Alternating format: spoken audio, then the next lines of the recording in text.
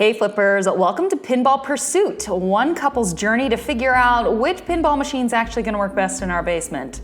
I'm Mrs. J. And I'm Dr. C. We are going to take you on a deep dive on our thoughts on the brand new Dungeons & Dragons machine. We're really excited. I'm so excited. Are you so excited? Oh, I'm so excited, and I'm so excited to hear your thoughts because I know that this is a theme that is very personal to you. I must say, this is probably like a top 5 dream theme for me. And that's just because I'm really into Dungeons & Dragons. I mean, you know. I know. You have a long history. It's not as long as some people. I didn't play since high school, but Yeah. I've been playing for a while. Yeah, I've we've had a few gotten groups. you to play with me. I played once. Let the record show that I've been in one campaign. Yes. And you played as a rogue. Yes, that is what I was. It was a very fun campaign. You did great. Thank you, I appreciate that. I was a paladin in that one. Okay. Yeah. So anyway, the theme here is just, it's so cool. Dungeons & Dragons is iconic, and I feel like Stern is doing a really smart thing here. They are going after a theme which used to be niche. It used to be kind of the thing you did in the basement. I remember when I was a kid, doing Dungeons & Dragons was like the ultimate nerd, and I was a nerd. You can attest to that. Still are. But I was like, no, nerd to the level of... You're a closet nerd. I was a closet nerd. I wasn't willing to take that next step. That's fair. And then I took the leap, and oh my gosh, I fell in love with Dungeons & Dragons. And it's become so much more acceptable. Yeah, it has. There's a lot of people that play. And it's in pop culture a lot more. Mm-hmm. There's community episodes about it, 2 of them.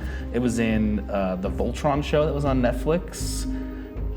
Critical Role has its own Amazon Prime, and we'll get into Critical Role here in a little bit. But yeah, this is a theme that's big. I love it. How do you think this is going to be received by the pinball community? So I've seen a lot of chatter before this announcement came out. Yeah. That people were not excited for D&D. I don't understand that. I think we need to be embracing of themes that are appealing to the youths of today. Mm-hmm. I think that the average older person that can afford pinball right now, that can afford to buy a machine, they're not as much into D&D. Yeah. But kids, like I know so many people that are playing D&D in high school. There are groups now that people are part of. I mean, our friend came over and his 16-year-old daughter was super excited for us to do a one-shot with her. And we did it. It was super fun. The kids are connecting in such a way with D&D right now. They're using it to be social. And I think this has the potential to grow the hobby of pinball so much. And I think that's really smart. So do I.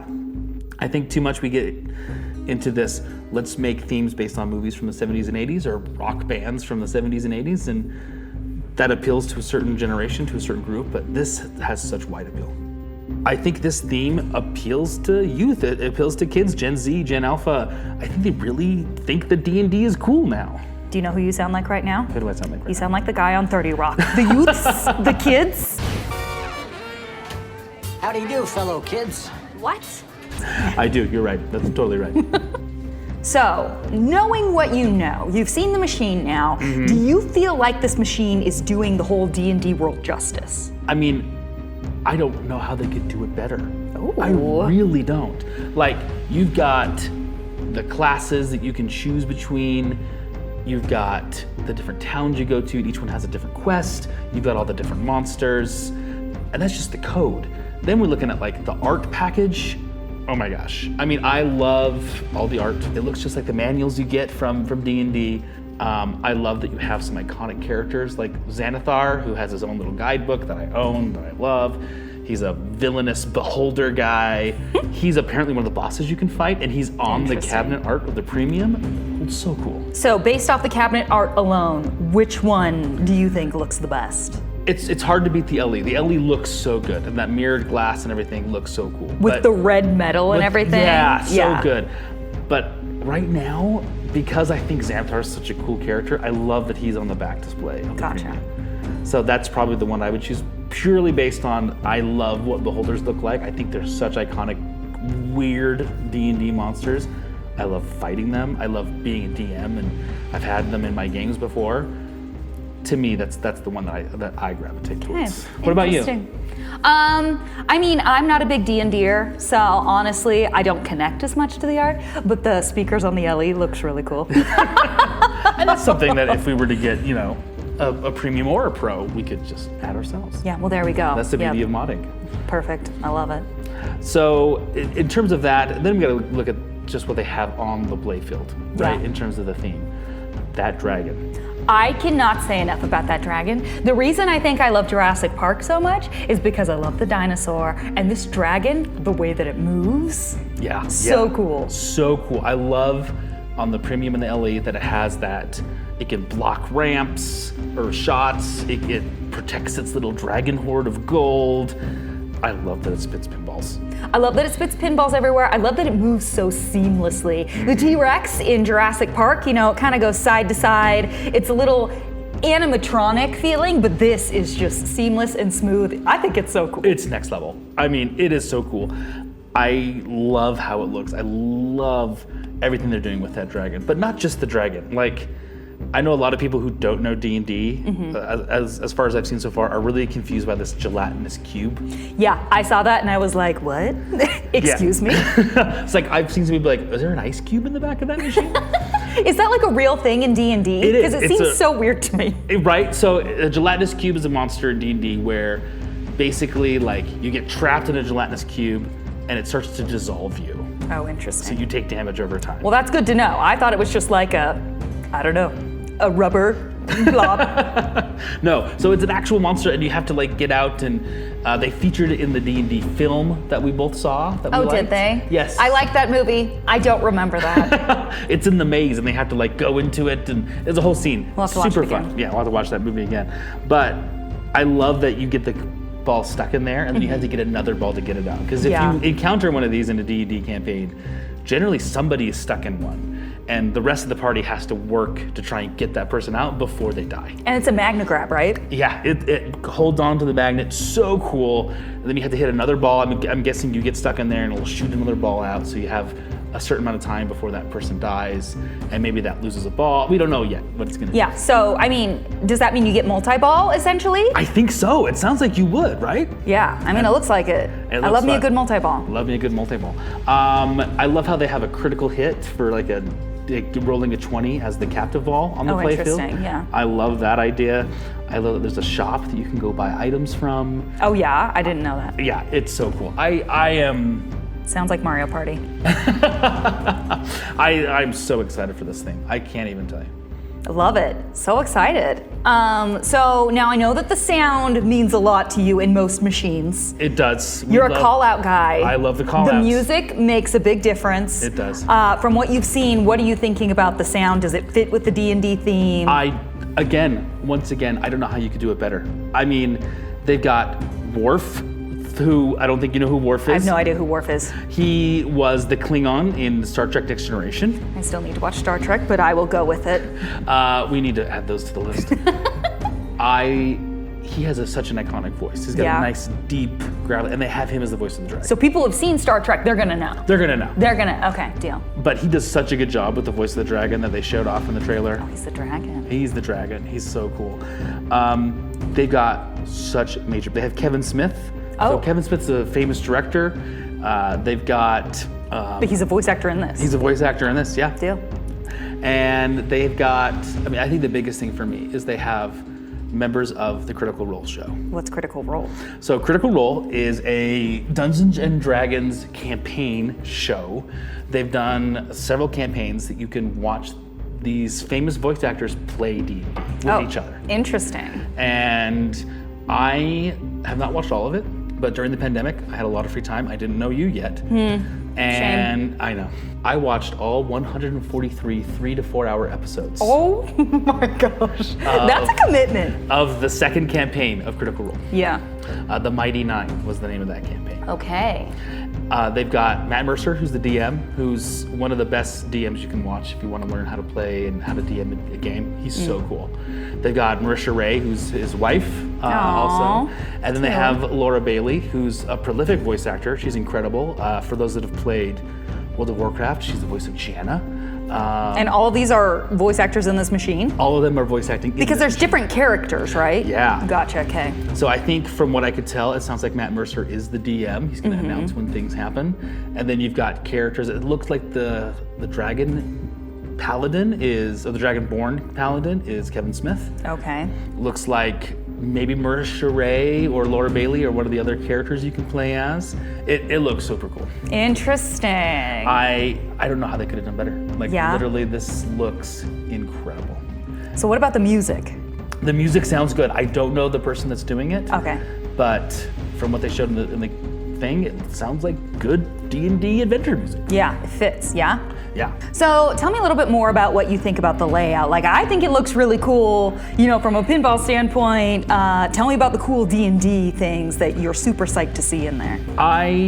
We already talked about the dragon and stuff. The shield looks super cool. Oh yeah, right there at the bottom by the flippers. Yeah, I think it's cool that you have to activate it. I love that. I think that it sounds like you have to activate that like during these dragon battles. Oh. Which looks really super cool. So he doesn't train a bunch of balls during a multi-ball, so you can keep more balls alive. Oh, that's cool. See, I didn't know that. Yeah, I think that looks really cool, assuming that's what's going on. I know there's a lot of hesitation, at least when I was reading up on the rumors of this upcoming game about Brian Eddy, because a lot of people haven't liked his last games. I've really liked his last games. We've played Venom. I love Venom's Venom. fun, yeah. We've only played Mandalorian, I think, twice, but he did that game. Mandalorian's good too. And he did Stranger Things. Oh, we love Stranger Things. I love Stranger Things. Come on, guys. So I think there was some hesitation because people haven't loved his last games. This looks insane. I love that there's a third flipper. Yeah. That third flipper looks super fun. It looks like there's a Magna Grab that works for the gelatinous cube above, but it can also stop balls below the third flipper.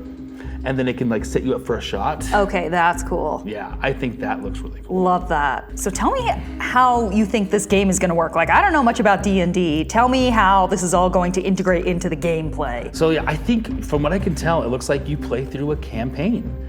And they've got what they're calling pin save, which will allow you to save your game. And it looks like with this save progress, you can get through the entirety of a campaign despite draining and losing. You can continue where you left off to a degree. Okay, I love that, because I feel like too often I get to a point that I've never been before and then I lose it and it takes so long for me to get back to where I was. I would love this save campaign and moving on from there. I completely agree. I mean, you and I both love Jurassic Park. Yes. Love Jurassic Park. And I can capture that first dinosaur on every time. Almost every time. Yeah. But getting further and further and further, It's rough, man. I could never get to that final wizard mode. Yeah. But it sounds like with this, you'll be able to progress through and get to the end of a campaign. Love that. I also love that it has this dungeon crawl thing that they're gonna generate new every week. What does that even mean? I can't tell super well, but it sounds like every week they're gonna have these dungeons that you get into in the game, and you'll be able to like choose, I'm guessing via a shot, like on the right or the left, like if you want to go to the right or to the left side, and depending on where you go, you'll find an extra ball, or you'll find the dragon. And how that's laid out is gonna change every week. Okay, that's crazy. I love that idea. Yeah. So cool. I'm interested to see where they go. I listened to a podcast from Loser Kid. They just interviewed the designer and the programmer of this game. Loser Kids, if you're listening, I think we live in the same area as you. Oh, fellow Utahns. Yes, I'd love to meet up with you guys sometime. If you guys are ever listen to this, please reach out. But yeah, they talked to them, and it sounds like the code is only at like 0.8, 0.81. It's not up to that 1.0. Yeah. We know that Stern does this a lot. It's something that kind of annoys me. It's one of the reasons we haven't looked into renting a newer game yet, because we kind of want to wait for that code to be updated. But it's not that there's a lot coming out of this, and this is the most ambitious game I've ever seen in terms of the number of things you can do. Okay, I'm so excited to play this. If this plays well, this might shoot up the ranks. I know we've rated Jurassic Park, it's the only game we've had in our home so far, pretty high. This looks like a potential Jurassic Park killer. Really? I know. That's a bold claim. I know, but this looks so cool. Oh, I'm stoked. I cannot wait. You know, I think there's a lot of hesitation from the pinball community into this theme in general, because some people are kind of, not into D&D, but since this has released, since this trailer has come out. Ever since yesterday, the coverage I'm seeing is glowing. people are very positive about this. I think this game looks so good. Yeah. It's hard not to be positive on it. That makes me so excited. I love that this has a modern feel. I love that this is a totally different take. Like I said, it's not a rock band, it's not a movie, it's not a classic or anything like that. It just feels totally fresh to me, and I love that. And I love that they're really, with the advantage of Insider Connected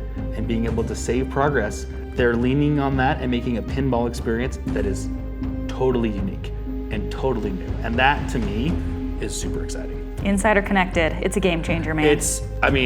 It's probably the number one thing that got us into pinball. It is. We love checking our stats. If a machine is offline, I don't want to play it as much. Yeah, you're totally right. We are so drawn to that as one of the things that drew us in. So the fact that they're taking advantage of that to the next level, yeah, it's so cool. It's awesome. To me, this is a real winner.